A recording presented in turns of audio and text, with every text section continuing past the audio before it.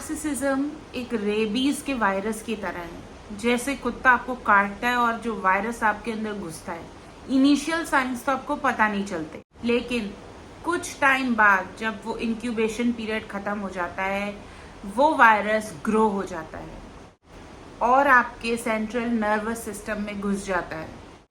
और अगर वो आपके ब्रेन में घुस चुका है तो फिर आप खत्म। वैसे ही नार्सिसिस्ट को भी पूरा टाइम मिलता है जो आपके साथ वो कर सकते हैं क्रैप थिंग्स, लेकिन जब वो ओल्ड एज में चले जाते हैं तो उनके जो डिफेंसेस होते हैं वो थोड़े से कमज़ोर पड़ जाते हैं और वो अपने खुद के वर्स्ट वर्जन बन जाते हैं।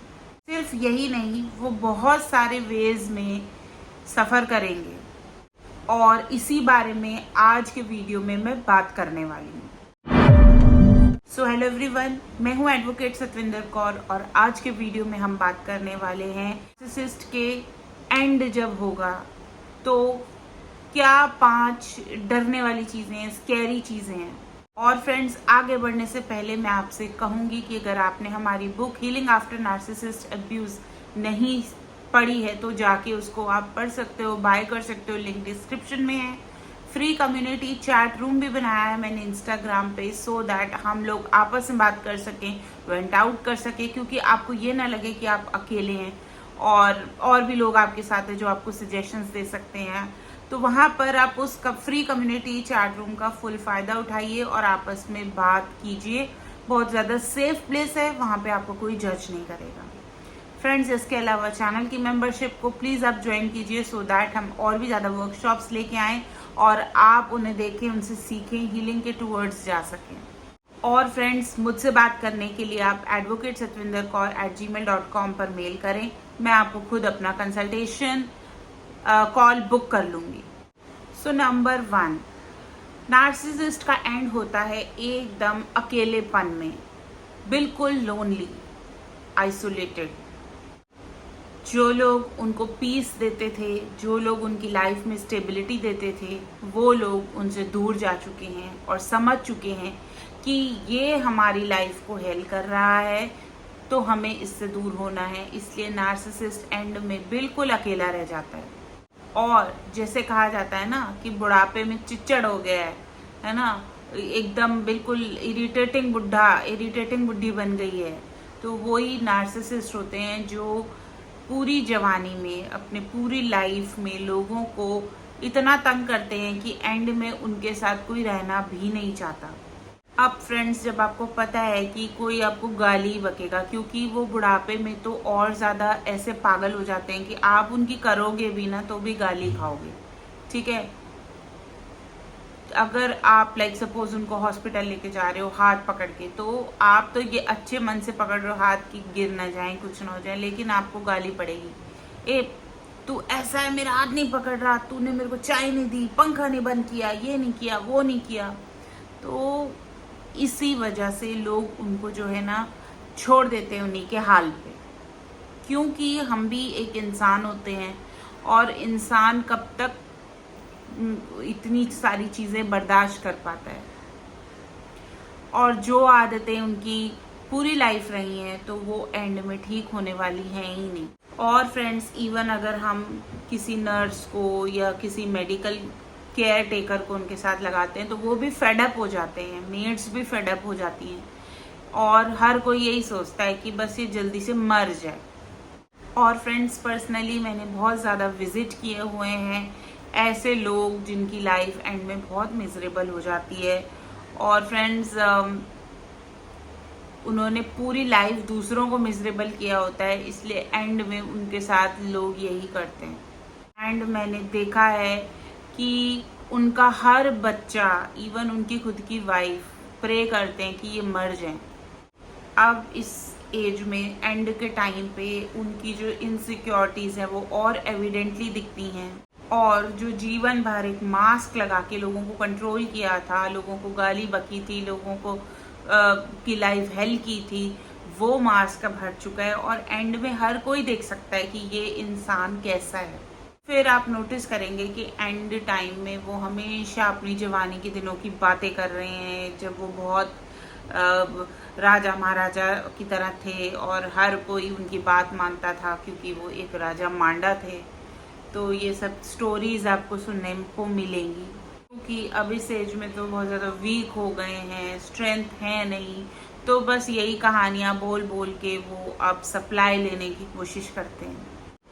एंड अब तो उनको कोई सप्लाई मिल नहीं सकता, तो वो सिर्फ एक प्रिटेंड करते हैं कि वो एक समय के मारे हुए हैं, विक्टिम हैं।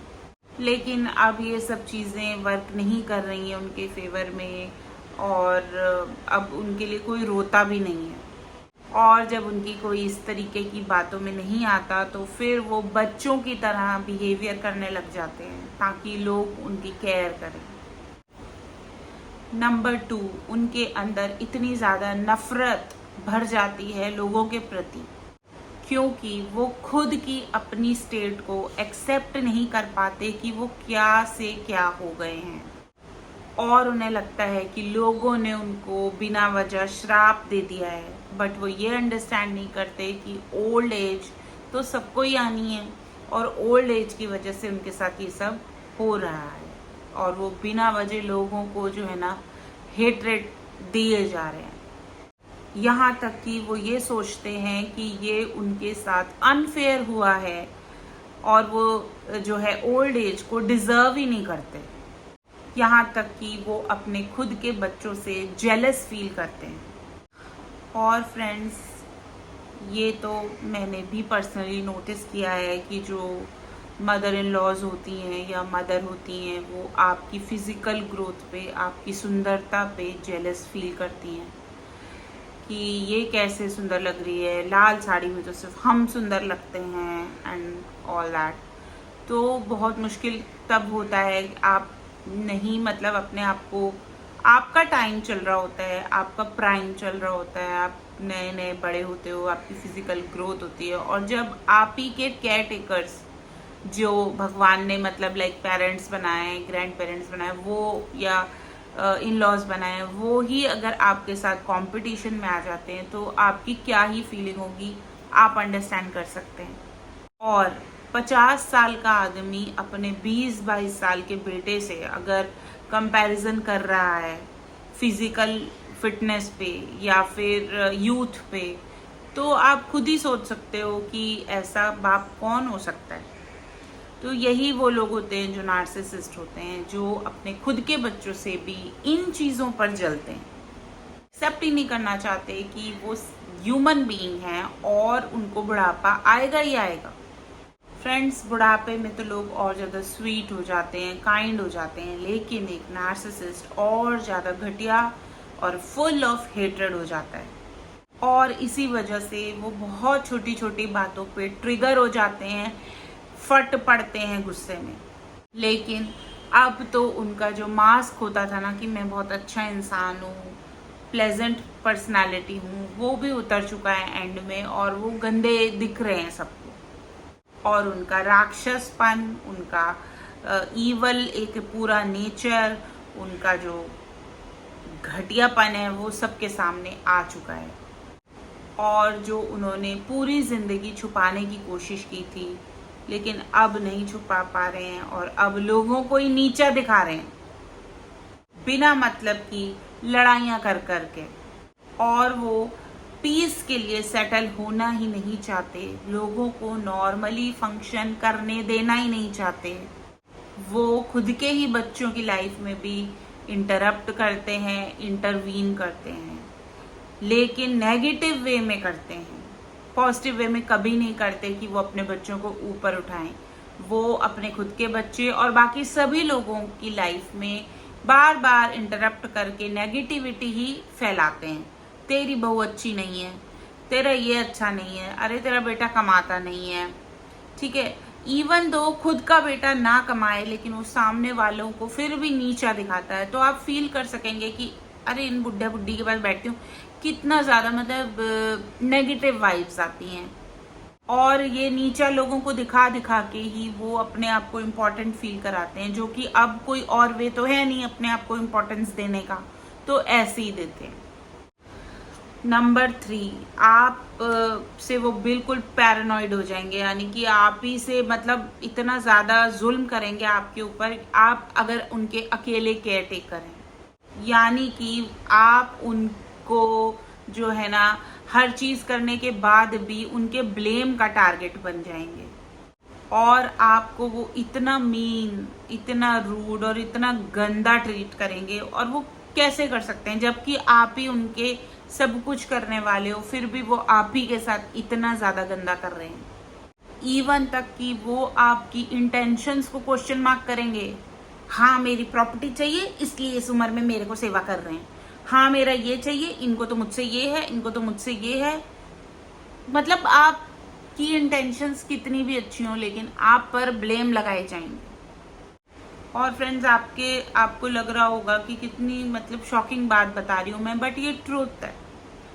और वो ऐसे ही हैं, और वो दूसरी मतलब लोगों को ऐसे ही ट्रीट करते हैं। और इवन पता है बच्चों के ऊपर इल्जाम आ जाता है कि देखो अपने माँ बाप को नहीं देख सकते बुढ़ापे में, लेकिन बच्चे को पता है कि माँ बाप ने उनके साथ क्या किया, या इन लॉज ने उनके साथ क्या किया है, या वो क्या करते हैं जब हम आते हैं इनको हेल्प करने के लिए, तो क्या करते हैं हमारे साथ। और वो हमेशा यही सोचते हैं कि जैसे वो खुद है ना बैड इंटेंशंस वाले, आप भी वैसे ही हो। और अब तो वो किसी पर भी किसी तरीके से ट्रस्ट ही नहीं करते, तो फिर उनके साथ कोई कैसे रह पाएगा।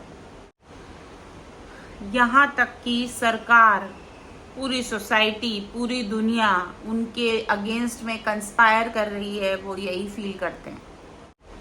आप उनको नोटिस करेंगे कि वो इस तरीके की हरकतें कर रहे हैं। कभी भी टीवी बंद कर देना, ये हमें नहीं देखना, ये हमें बर्बाद कर रहा है। कभी भी किसी बंदे को भगा देना, किसी को भी कुछ भी बोल देना, ये सब हरकतें उनकी शुरू हो जाती हैं। और फ्रेंड्स, चलो ये सब तो कोई सह भी ले, लेकिन अगर वो आपसे लड़ें बिना मतलब के और आप पे ऐसे ब्लेम लगाएं जो चीज़ें हैं ही नहीं, इलॉजिकल या डिल्यूजनल, जो उन्होंने खुद से मनगढ़ंत में सोच लिया, और आपको इतना ज़्यादा लड़ाई करी, इतना गाली बकी, आपके साथ कुछ भी कर दिया, तो क्या करोगे आप। एंड आप पे बिना मतलब के इल्ज़ाम कि तुम कुछ कर रहे हो मेरे ऊपर, तुम ही कुछ कर रहे हो मेरे ऊपर, क्योंकि सारी जिंदगी उन्होंने अपने आप को सही माना है, तो वो अभी भी कन्विंस्ड है कि वो ही सही है, जो उन्होंने सोच लिया वो ही सही है। नेक्स्ट 4th पॉइंट है कि वो एकदम इम्पेशेंट हो जाएंगे, उनमें किसी बात का ठहराव ही नहीं रहेगा। वो अब एंटी सोशल हो गए हैं, और वो हर किसी को एक बहुत डिफिकल्ट टाइम देना चाहते हैं। जवानी के दिनों में उन्होंने अपने इस इम्पल्सिव नेचर को, अपने इस इम्पेशेंस को तो ढक लिया था, लेकिन अब वो ढक भी नहीं पाते। और पहले तो चलो फिर भी उन्हें पता था कि इनएप्रोप्रिएट है किसी के बीच में बोलना, लेकिन अब वो ऐसा बिल्कुल नहीं करते, और आराम से बैठे कुछ भी बात कर रहे हैं, उन्हीं के भले की बात कर रहे हैं, अचानक से वो इम्पेशेंट हो जाते हैं। एंड वो एक तरीके से क्रेजी और पागलपन की हरकतें करते हैं, चीज़ें फेंकने लगते हैं, अपने आप को कुछ करने लगते हैं, आपको कुछ करने लगते हैं। उन्हें लगता है कि अब उनका जो सीनियर सिटीजनशिप है उससे वो कुछ भी कर सकते हैं। अब ये उनका नया हथियार है। किसी लाइन में लगे हो आप, कोई भी सीनियर सिटीजन आके आपको कुछ बोलेगा भी नहीं, और सीधा लाइन में सबसे पहले आके खड़ा करते हो जाओगे। ठीक है, इंडिया में लोग रिस्पेक्ट करते हैं, बहुत सारी जगह रिस्पेक्ट करते हैं इन चीज़ों की, और जो सीनियर सिटीजन है वो किसी की बाउंड्री को नहीं देखता, हर चीज़ को क्रॉस कर देता है। बट समटाइम्स जब वो अपने घर में ये सब चीज़ें बिना बाउंड्री के करते हैं, तो लोगों को प्रॉब्लम होती है। अब उनके पास कोई फेक पेशेंस तो है नहीं जो वो चुप रहेंगे। आप नॉर्मल भी बात करेंगे तो वो उसका बहुत ही गंदा रिप्लाई देंगे।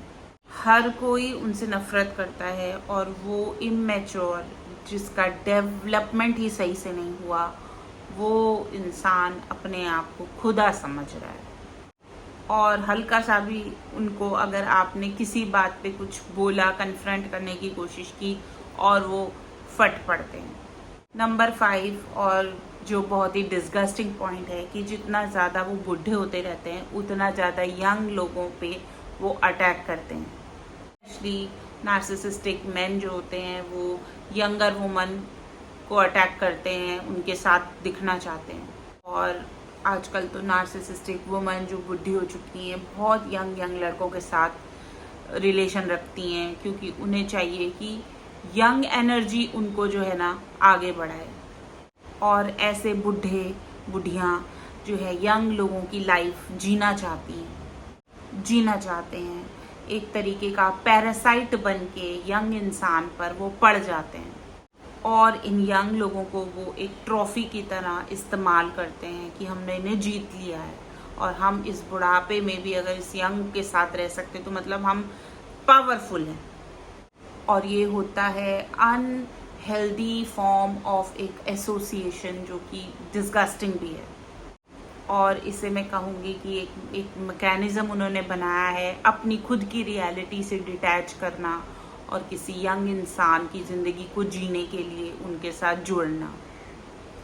तो ठीक है फ्रेंड्स, ये 5 तरीक़ों से नार्सिसिस्ट का एंड होता है और ये सारे तरीके कितने गंदे और स्कैरी हैं मैंने आपको एक्सप्लेन कर ही दिया है।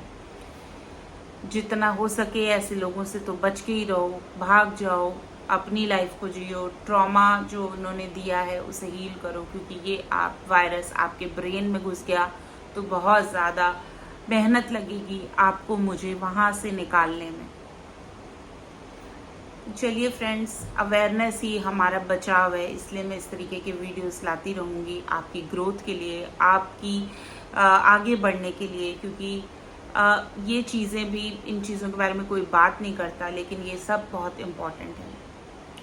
तो ठीक है फ्रेंड्स, मैं एडवोकेट सतविंदर कौर लेती हूँ आपसे अलविदा। जल्दी मिलूंगी एक नए वीडियो में, एक नई वर्कशॉप में। तब तक के लिए आप अपना ख्याल रखिए और सबसे ज़्यादा अपनी मेंटल हेल्थ का ख्याल रखिए। अपने लॉजिकल माइंड को कभी भी अनसुना मत करो, अपनी गट फीलिंग्स को कभी भी अनसुना मत करो और अपने आप को केयर दो। Bye bye.